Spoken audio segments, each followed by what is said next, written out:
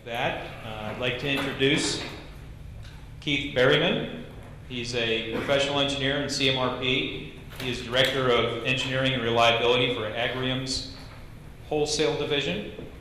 He's a certified RCM2 facilitator. Keith has worked as a reliability specialist, maintenance manager, maintenance planner, and project engineer in the petrochemical industry, hazardous waste, and forest products industries. Keith has more than 20 years of experience in reliability improvement programs, maintenance management, failure analysis, and CMMS implementation. He graduated with a bachelor's in mechanical engineering from the University of Sheffield in England, and is a professional engineer registered in Alberta, Canada. With that, please welcome Keith. Thank you. I want to put a plug in for these. If you don't have one, put your hand up. Tom will get you one, and there's a good reason for that. Firstly, I like the feedback because I appreciate knowing if you enjoyed what I said or learned anything, because it helps me do better next time. But on a more serious note, I showed up here with my wife in tow and did not book into the Hyatt Regency beautiful hotel in time, so I'm at the Hyatt Plaza around the corner. So I showed up Monday with my wife to register for the event, and she saw what she was missing. Now she is shopping for revenge, so $500 is going to help me offset some of that. I am Canadian. I lived in Canada more than I lived in England starting, but I'm English originally, so if I throw in a funny phrase occasionally and you don't understand, or I speak too fast, just wave and yell and I'll try and slow down. If you need to ask questions as we go, please do. If it gets too much, I got some stuff to cover, so obviously I won't get through as much as I can. So what I'm going to cover, really the focus of this is using a third-party solution to improve our PM program, and based on FMEA and RCM. We're also using asset health monitoring to coin a phrase, but a tool to focus our activities. We'll talk about that. I also want to talk about integrating that into our larger reliability program, because I think it's important not to just focus on a tool, because it's only part of what we're doing. And it's also important, and this is the message I've been driving with our senior management, is the tool that we're using is part of the overall program, so I wanted you guys to see how that fit together. And I wanted you to be jealous of the opportunity that I've been afforded this last year, and some of the pressure I'm on, so we'll talk about that. Agrium, just so you know who Agrium is, we make fertilizer, and let me tell you, there's a lot of money in the synthetic food business right now. We're making out like bandits, corn prices are really high, everybody's buying food, and we thank you for that, because my Christmas bonus is going to be awesome. Which has little to do with how well I did this year, it has a lot to do with what the company did. Buy stock, because our stock is undervalued. We supply agriculture products and services right down to the field. In the US, we have a lot of farm centers. We're putting product onto the crops in the field. We have 14 manufacturing facilities in North America, Argentina, and Egypt. And I enjoy flying to Argentina. I enjoy being in Argentina. The flight is kind of a pain. We have retail facilities in North and South America and Europe, and we've just bought the Australian wheat board. So I was over there a couple of weeks ago doing another conference, and I've been lucky this year, and so I was able to talk to the Australians eye to eye as a fellow Australian. That was fun. We have about 10,000 employees, about 15 billion annual sales, and our mission is to feed the world, because we're growing food. Very humble mission. Very humble mission. Very, very humble, yes. Feeding the world. Oh, yes. Well, we're going to help, I think, if nothing else. So where do we come from? We've spent 10 years, much like you guys, going to conferences, learning techniques, trying to apply them, convincing the boss to give us some more money, rearranging what we're doing, and particularly focusing on workflow management. And we've done pretty good at it. We have 27 pages on Visio on a day in the life in the work order. It's in excruciating detail, and that's one of the things we are really good at, is taking something that's reasonably simple and making it darn complex. So that's probably the reason that we're not seeing the results that we really want to see. We have, however, focused on turnaround planning, mostly because we screwed it up badly enough, and we got encouraged to do better. So we've done a lot of good work on turnaround planning, but we're still suffering from plant trips and unplanned outages, and it's very expensive for us. To trip an ammonia plant is a $500,000 proposition just in tripping it in itself. And the way the price of product is these days, it's $2 million a day if we're down. So there's quite a bit of incentive for us to keep up and running. The challenge for us, strong markets, as I mentioned. I personally am very happy that you guys are eating because I'm going to make money off it. But the pricing is driving up the reward. So the impact where it used to be, in the hundreds of thousands of dollars a day, we're in millions of dollars a day now. So there's a lot of focus and a lot of attention. When the vice president sits across from you at dinner and says, "If you fail, we fail," then you know you're in a power position. And if you fail, you better be looking for a job. So I'm collecting business cards in case. As we go through, we're trying to improve our condition monitoring and our work identification. We know that doing that helps us to schedule work and plan and organize. And you guys will understand these basic principles, I'm sure. We're all struggling with it. But most of our work identification is dodgy. We have a lot of fixed pump work orders, if you know what I mean. Okay, so we're trying to do better at that. We need to act quickly. So a lot of what we've done, instead of being calm and organized about the way we're changing our reliability program, is to rush around and look real busy in a big hurry. And then this next year is going to try and look a little more calm and organized. We're very resource limited. We're a very headcount conscious organization, like a lot of others. But all of a sudden, we got a bag of cash and we're told we could hire 27 people to work on reliability in the organization, which is pretty cool. And that's part of the opportunity we've created. The problem is nobody wants to work for us. Or if they do, they don't want to move to Canada, where I might point out it's a little colder than it is right here. And they don't want to work in Washington State for some reason. I'm not sure. But we're working on it. So. And we need to change our culture. We're very reactive. And I'm sure most people are seeing that. Everybody's familiar with this, the workflow process. Anybody not got to put your hand up if you've never seen this before? Okay, good.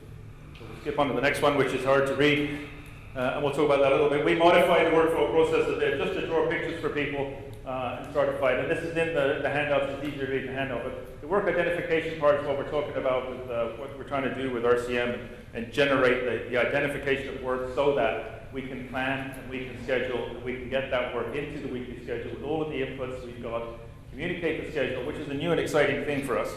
We don't communicate very well. We're Canadians, we don't talk much. We like riding on the streets. That's much more fun. Daily schedule and so on and so on and so on as you go around the business.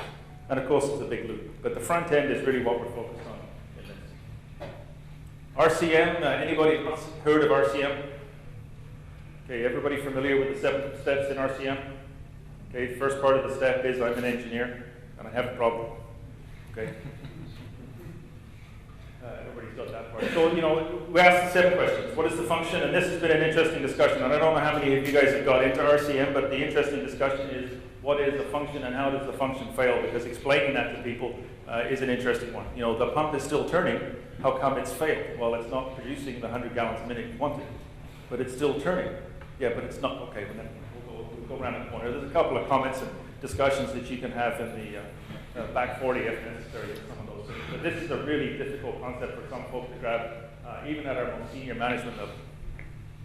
We talk about failure modes and effects. Can we predict it? Can we prevent it? And can we design it out?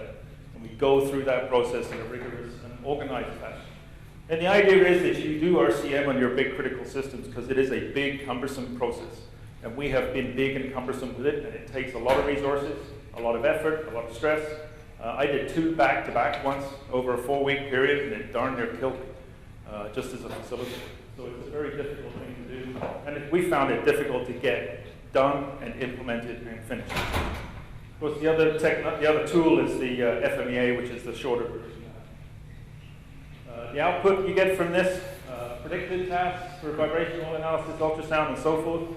Preventive restoration tasks. We have different plants. We make different types of fertilizers. So we have nice continuous plants that run at high pressure and temperature where everything just runs until it breaks. But we have we have several plants that are a little more rudimentary and have some wear failures and lots of drag chains and hauling product and dirt and rock and stuff around. So there's a lot of wear and tear in there. Operator checks is a big part of what we want to do, and that's an important part of what we're trying to do with this program. Tasks and checks can be grouped together, so you can take each of those tasks and run them into a round. Everybody understands that concept so far. We have struggled to implement the outputs, as I say here. So we've done RCMs over the last 5 or 6 years. We did 10 in one plant, and they sat in a binder on the shelf for the last 10 years. We didn't do anything with them. because we really haven't had the resources or the will or the energy to take the output, turn it into an operator round, turn it into new PMs for tradesmen, and actually implement it. It's been very disappointing. We put a lot of money into it, didn't do anything with it. And partly because the tool we were using was very was site specific.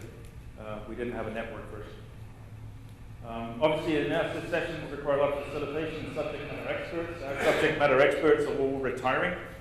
Not yet, because our stock price hasn't come back up from where it was in 2008, but they will be. The greatest retention tool we've got right now is the dodgy stock market. I love the Greeks. Better solutions. We needed a better solution to deal both with the analysis and with the implementation. So the RCM toolkit was what it was called. It was the original Aladon tool that we were using. The toolkit wasn't networked. We couldn't share between sites, so we've got similar plants with similar equipment, but we couldn't share. So we wanted a new solution that would include the implementation, but as we started looking around, we could get a new solution that also did operator rounds for us and would organize them and set them up and put them on a tool that people could use and that whole business. We wanted something that would do link to SAP, which is our burden, or our CMMS EAM system, whichever way you want to call it. Everybody loves SAP. So we narrowed the solution to two. I won't tell you who they are, and I won't tell you which one I picked, so you can try me later.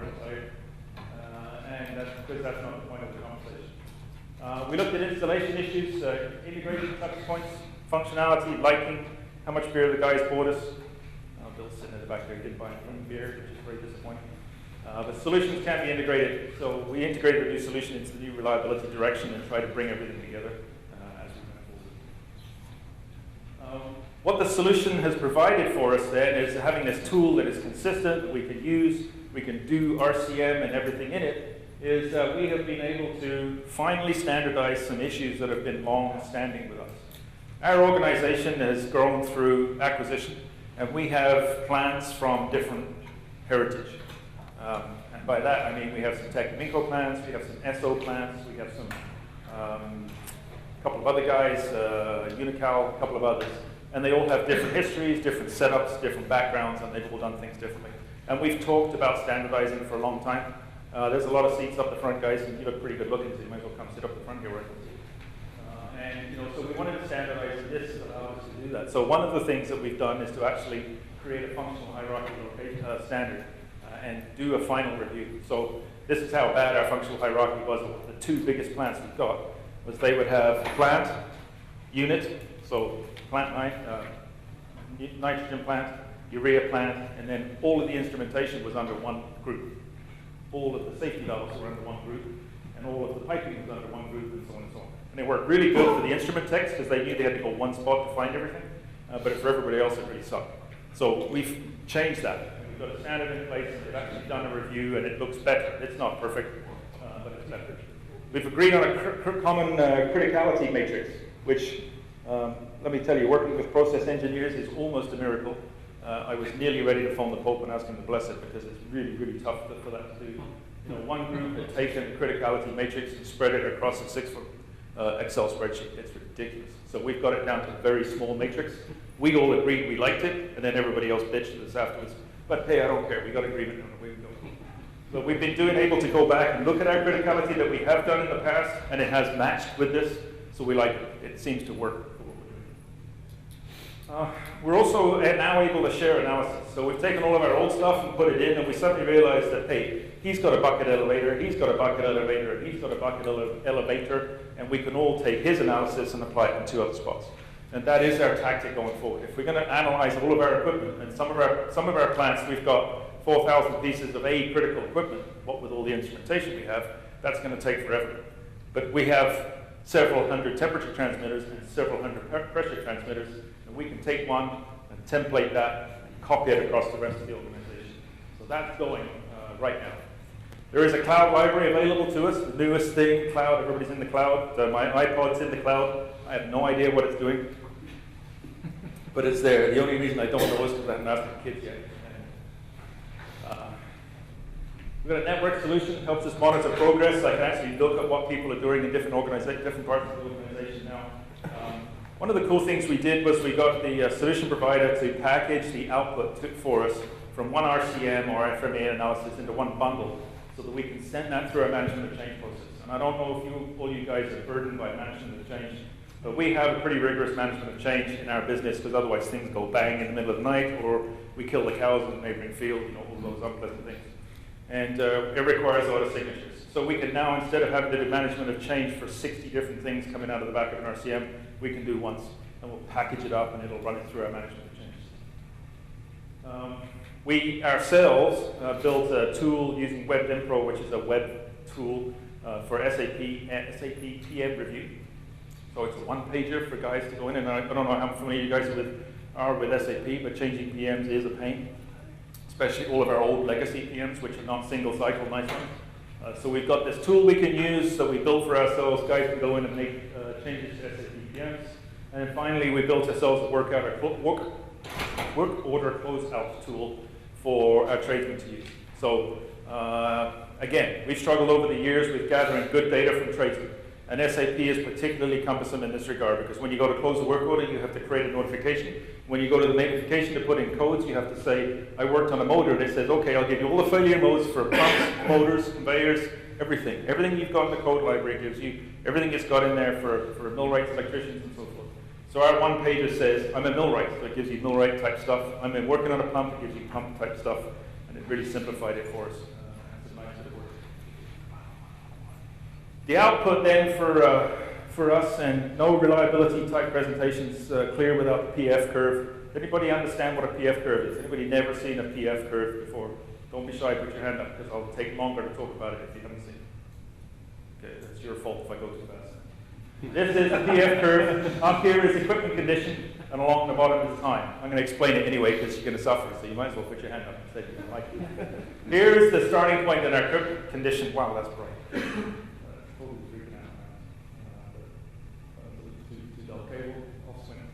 This is the equipment condition when it's running normally. And gradually over time, the equipment condition starts to fade as a failure mode becomes evident. So what typically you might use for an example is a pump again. So we're pumping at 100 gallons a minute, and as it starts to fade, it gets down to here at 80 gallons a minute, and now it's functionally failed. So the F point is the functional failure point. And at this point, it's a pretty picture most senior management guys start to get it. Okay, so that's why we put pictures in presentations after all. So what we do is we take our operator and we say, okay, operator, go out to the plant, and we want you, in this case, this says, if you can't read it at the back, I apologize, but not that much because I don't like you to read the details. The demin water tank level, if it's in the middle of the sight glass, so below one inch below middle, that's normal. Okay, and if it's an inch below the middle, that's not normal, and we want to generate a warning. And if it's 2 inches below the middle, that's an alarm for us. So that's an example of a couple of failure modes we're trying to catch with an operator. So what you would do then is you send the operator out, he goes and takes the reading, and he comes back and he says, yeah, it's normal, and then you don't do anything. Or he goes out and he says, it's in a warning state. So now we've got to start to prepare to do something, start thinking about monitoring it more frequently. Those of you who are heavy into vibration analysis know that as your vibe starts to trend, you're going to monitor more frequently. Same time with tools and technology. And then obviously an alarm, you want to take action. And the PF interval is important because it's supposed to be calculated based on the fact that it gives you enough advance notice. So you want to use a PF interval, a technology that gives you warning. So for example, before that light bulb that's shining in my face fails, it will flicker. Okay, but only about 10,000ths of a second before it fails. So me staring at the light bulb as a predictive maintenance technology is a bit dodgy. The PF interval is very, very, very small. Man, I wish I could look at that now. So what you're trying to do is generate a nice PF interval that allows you to plan and execute. And of course you use the right technology. So some of that technology does include putting your hand on it. Is it hot? Is it smoking? Those kinds of things. Is it leaking? And all those kinds of things you can get operators to do. So we bundle that stuff out as an operator round. And these are now become operator rounds that are looking at reliability problems and not operator rounds that are looking at process data. Some of the process data is important. What's the pressure? What's the temperature? And some of it is corroborating process data back to what's on your DCS or your control system. So we're trying to rebalance some of that. So for example, we have plants with 1,300 data points they're collecting out in the field. Not a very big plant as an operator, but 1,300 data points is based on the fact that they used to have a pneumatic control system and the operator didn't know what was going on. So he sent the boys running every hour to see how the plant was doing in case it was going to blow up. And we obviously don't need to collect all of that anymore, so we're trying to get rid of those and replace them with reliability measures that the guys can use properly. We bought a toy. Toys are good, because one of the things we found with buying a toy is it's focused everybody's attention. Oh my God, it's too big, it's too heavy, it's too small, it's this, it's too expensive. You know, at least we started a fight, if nothing else. So it's proven to be a good grenade, got everybody moving. It's shameless plug for Panasonic. They're the only guys we found that make an intrinsically safe, robust Windows 7 tablet that I can throw on the floor from here and it keeps going.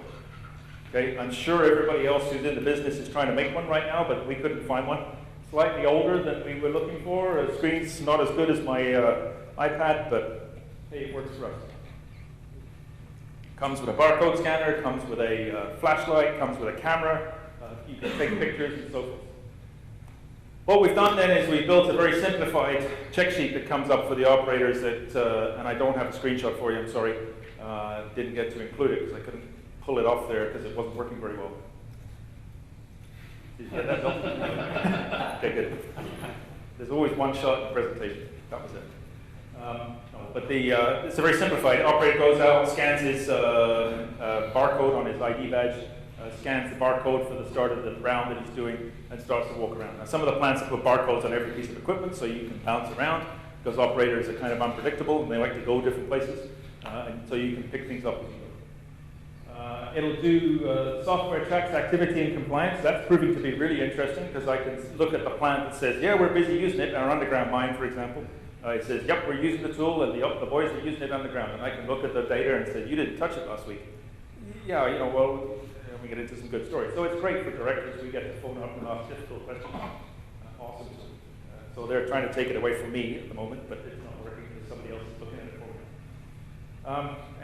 me. Like I say, it's so the operators take this out, run the route, come back, dock it. It loads back up into the system, and it tells you what's in alarm, and somebody looks at it. And you end up with a screen like this. And this is really bad for you to see, and I apologize, but I stole it from the supplier, and they don't have a better one.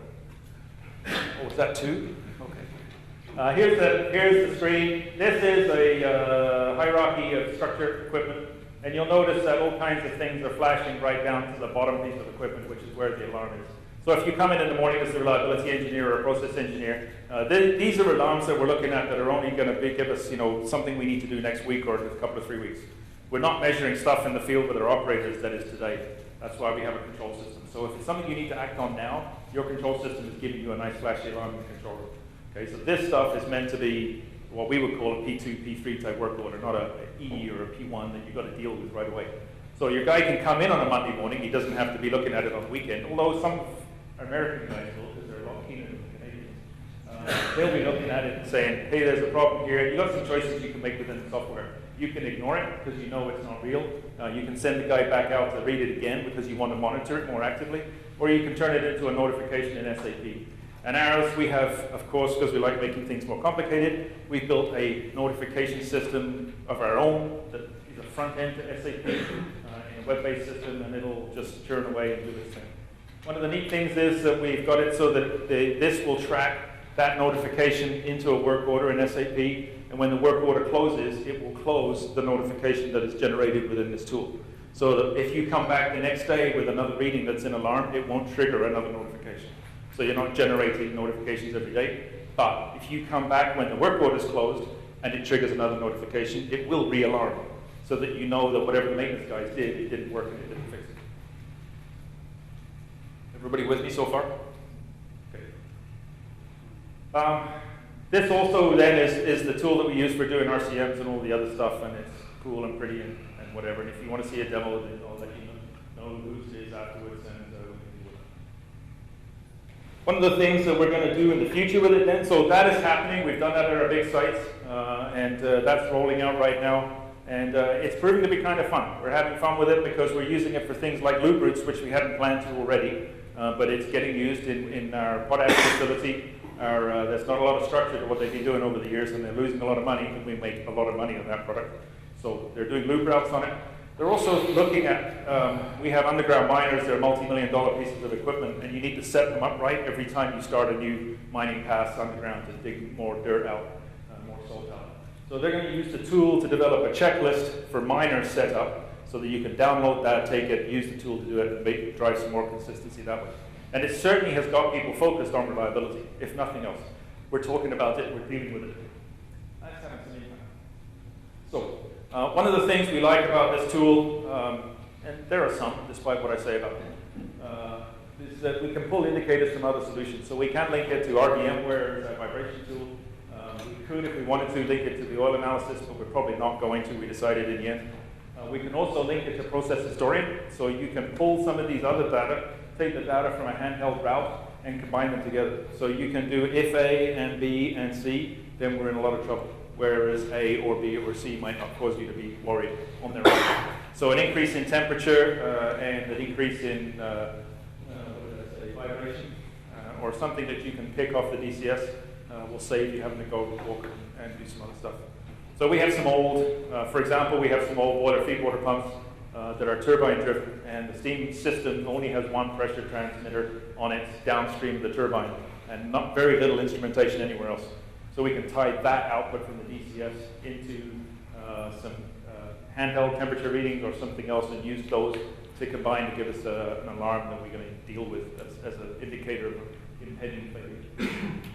One of the other cool things is that it's coming from a bunch of different organizations. The sites have built their own or bought their own DCS process historians. So process historian is basically a big data bag, and you take all of the data that comes off your DCS and you stick it in that collecting sack, and then somebody analyzes it one day.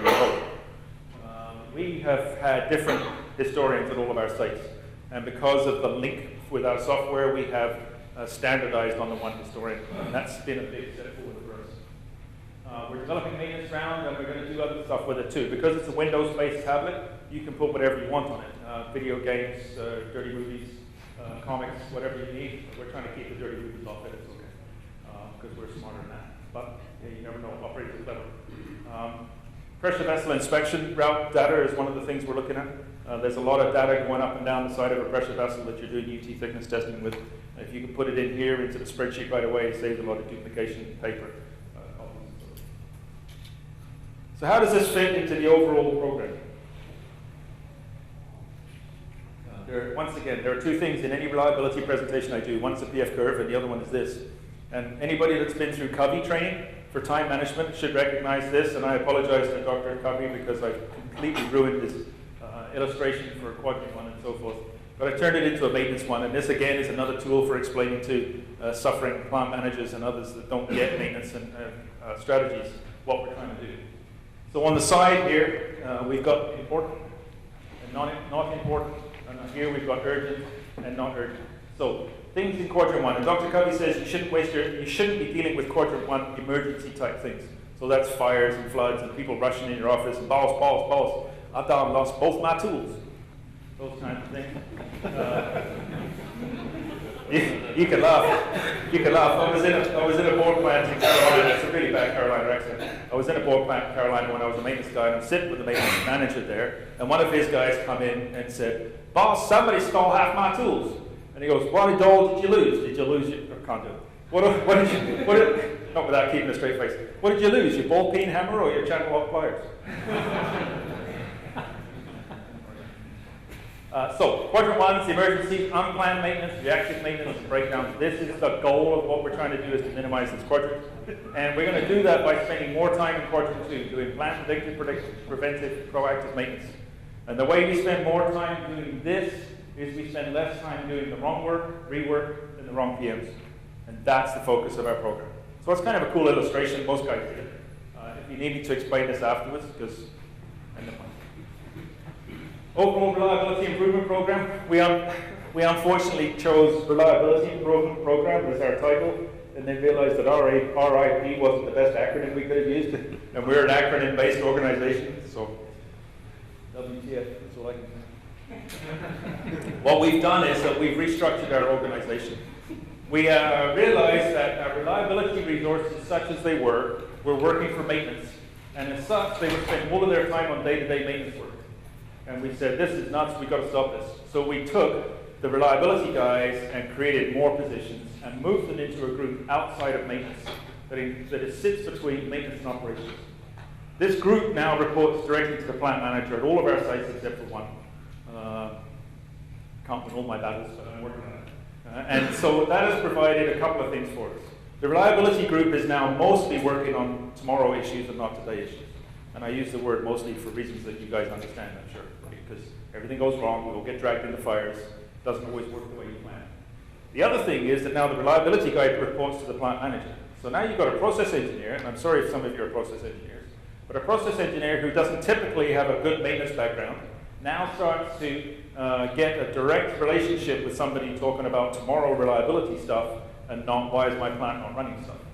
So all of a sudden it starts to change the focus, the emphasis, the pressure, and now when I say your plant needs a reliability program, I'm talking with plant managers, not maintenance managers, and that's having a significant impact in our progress. So we put a team together, supervisors, normally a senior reliability guy, if we can find one. Engineer, so reliability engineer, rotating equipment specialist, that for us is a senior millwright, mechanic for you nerds. Fixed equipment inspector, E&I specialist, ops specialist, and that has turned into a part-time role where we're pulling operators in from different parts of the unit as we need their expertise. Predictive maintenance technicians and a handheld implementer. So that's the person who's looking after this tool that we bought and the software behind it. And now those guys are working on implementing the tool, doing the FMEA RCM analysis templating, and generating and cleaning up RPMs. They're also doing the rest of the program, and I'll get to that in a minute. It's been an interesting journey, and it seems to be working. So our overall program has 4 pieces. Okay, our overall program has 4 pieces to it. The first one is the culture change that we're doing with this. And we're doing some other stuff to drive culture change too. Obviously, we're going to do some nice posters, and we're going to do some other bits and pieces, and explain in words of one syllable what reliability is all about, and all of those things. Second thing we're going to do is learn from the past. So here we're working on our root cause analysis. It's decent. We generally use cause mapping as a tool. Those of you who've seen cause mapping, it's awesome. Somebody here earlier, about 3 presentations ago, was talking about it. It's a great tool. I happen to talk about that for a very long time, but time moves on. So we're working on that the best we can. So be more consistent. We want to be better at it. We want to review the output because the output's not always very good, and we want to make sure we're following it and tracking the issues to completion afterwards. So one of the things that we've done in the last year or 2 is to take the output from our root cause analysis and put it into our safety tracking tool that everybody pays a lot of attention to, so that the actions are being followed. We want to do a better methodology for bad actor lists. Everybody understands the top 10 bad actor type of idea, right? You take the pieces of equipment that are costing you lots of money or causing you lots of production downtime. You rank them on a Pareto chart. One of the interesting things we did with that was that we saw that most of our work orders were being charged to plant 1 or plant 2 as a functional location. That was part of this work identification fix. And the problem, we couldn't do any analysis because everything was going in the wrong spot. But we do the better job of using bad actor lists. So we've got Business Warehouse and some other tools that we're using, and we're trying to be more consistent in our downtime tracking and generally do a better job. And then we'll fix that. So that's the idea, is then to make those go away. The middle part then is to monitor the health of our equipment. So condition monitoring. We do vibration, we do oil, we do thermography, we do ultrasound. We're getting into motor current analysis in some spots, and we've got all the technology, but we need to make sure we're doing the right equipment at the right time on the right frequencies and the right inspections. So lots of emphasis with that. Handheld tool, the handheld tool we've got is helping us with operator rounds. It will move into the maintenance department soon, and that's providing a lot of standardization for us. And then again, as I mentioned, we're doing work history gathering and improving that so we can actually analyze some of the data. And one of the things that's going to be interesting for us, if we can get more consistent, is that we can actually do some Weibull analysis. And if those of you who are of a reliability bent have heard anything about Weibull, it's that fun stuff you do with stats. And we can't do it today because our data is so bad. And I'm sure we're not alone in that, because every time I talk about data integrity, people go, that's horrible too. Last thing we're going to do then is prevent future failures, and we're going to do that by being better at what we do. I don't know about you guys, but I hear that everybody is suffering from loss of retirees. As I mentioned, many of ours are staying, but if they're not staying, they're also getting pulled away by other organizations. We have a lot of plants in Alberta, or near Alberta, Saskatchewan right now. It's the hotbed of North America. I don't care if you don't like our dirty oil. We're making a pile of money off it, and thank you very much. So the price of trades and engineers is going through the roof. And consequently, people are getting pulled out of organizations. So our most senior guys are getting recruited away. And thanks. And so consequently, we're having a lot of problems with trying to capture specific craft skills. We don't have good check sheets and rebuild procedures, for example, for pumps and bits of equipment, and certainly for our more complex equipment. Because we rely on our tradesmen. You know, we have a journeyman system in Canada, and you go to school for 4 years, you come out with a nice certificate, an interprovincial seal, you ought to be able to work anywhere and be a journeyman. And the problem with that is that the journeymen don't like to be told what to do. But we're realizing that we're going to need to give them some tools to help them be more consistent. So we're developing standards for rebuilds. We're going to put checklists in place so that here, when you rebuild this turbine, you need to do these things, these are the steps, sign off here, put your clearances in here. And then next time you come to me and say, what was the clearances on the so-and-so when I did it last time? Here's a piece of paper that'll tell you what you did. Because Lord knows we get into that kind of foolery. We're also developing shop audit programs. The shops are going through the same thing. Valve rebuild shops that we've used for 25 years and never had a problem with safety valves, all of a sudden have let us down. And we had two plant failures this year due to valve rebuilds from a very trusted shop that we don't bother auditing because they've never been a problem. We've got to get out and audit them and do some of those things. And then we've got some QA/QC process and so forth. And we want to learn about life cycle costing because I'm trying to convince people to buy the right shit in the first place, buy the capital projects. So we've got to learn some methodologies. Sorry if I use the S word, but you know, in the fertilizer business it comes out quite a bit. So.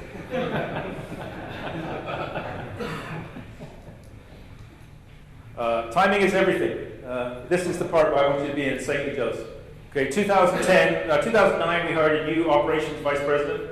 He comes from a different organization and he was recruited to bring an outside perspective to our organization. He listened to the plant manager's whine about not having resources for very long, and it started 2010. We had several significant trips in our, particularly in our ammonia plants, which are very expensive, and things were not looking good. And he turned around and he said, we have to do something different. So we got a group of guys together and we said, well, we think we should do something different, which includes the reliability structure we talked about, putting someone in charge of the reliability program overall, and pay that guy lots of money. Awesome. I got a great new job. And then I realized what I walked into, which was quite dangerous. That's okay. I got a new job and a new life, and it's been really fun. I'm enjoying it very much. Markets are driving a lot of this action, and we had to do something now. So we just jumped into change management. Those of you who've gone through the change management process, vision, action, so forth, we just jumped right into action. And now we're regretting it because we're going to go through the rest of the change management process. But we didn't have a choice. We had to do something. We had to make a step change. We had to get things jizzed up a little bit, and we had to throw a grenade. So, great opportunities, resources, tools, and so forth. Results to date. And I'm hoping it's the last, no, it's not quite the last one. Second last slide. Successful implementation at 7 major sites. That's not quite true because one's slightly slow. We hope it'll be ready by now, but they pushed back 3 weeks, so I got to go home and break some of these details. Operator rounds are getting converted, as I mentioned. Maintenance checks for equipment have been dropped from turnaround. One of our plants had a 2-week turnaround plan, and it got cut to a week. So we were able to implement maintenance checks on the equipment that we cut, add them to rounds, create a maintenance round in our tool, so that the operators could keep an eye on that equipment in addition to what they would normally do for the PMs. And lo and behold, the equipment that we didn't look at has cost us more downtime and more lost tons than if we'd have taken the extra week. And we're able to track that and show that to senior management and say, wait, you messed this up and now look at what's happened. Potash plants has gone from 89.3 to 93.2 availability. Phosphate plants improved significantly too. Of course, turnaround has an impact in that, so shortening up the turnaround, the managers say that's their success, but on the schedule factor side, it doesn't take turnaround into account. It's also good, but this is more impressive, so I like to throw this number up because it means more. Nitrogen plants are not doing so good. So we've had a lot of flack the last year. We've been doing this for a year, and we've seen actually worse for the nitrogen plants than we had hoped. But that's their problem. No, it's my problem. I'm dealing with it. So the other interesting thing is now with our reliability guy being part of the site management team, he's at the table when we're making silly decisions. So when we make a silly decision to hack our turnaround in half, the reliability guys there say, here's going to be the impact. Here's the key points to take home. Fast tracking creates stress. I had a beautiful head of brown hair not so long ago.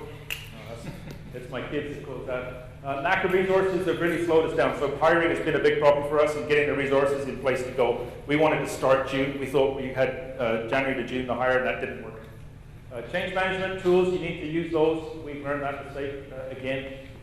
Take opportunities to drive change in the organization to support the direction. So we've Yeah, thrown a couple of grenades where it was appropriate. We took some risk, and that risk has been rewarded.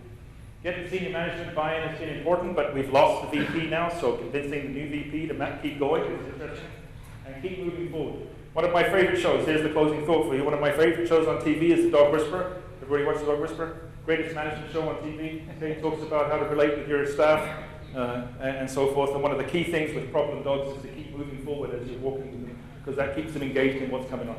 So the key thing for this project is to keep moving forward. Okay, I'm done. Questions?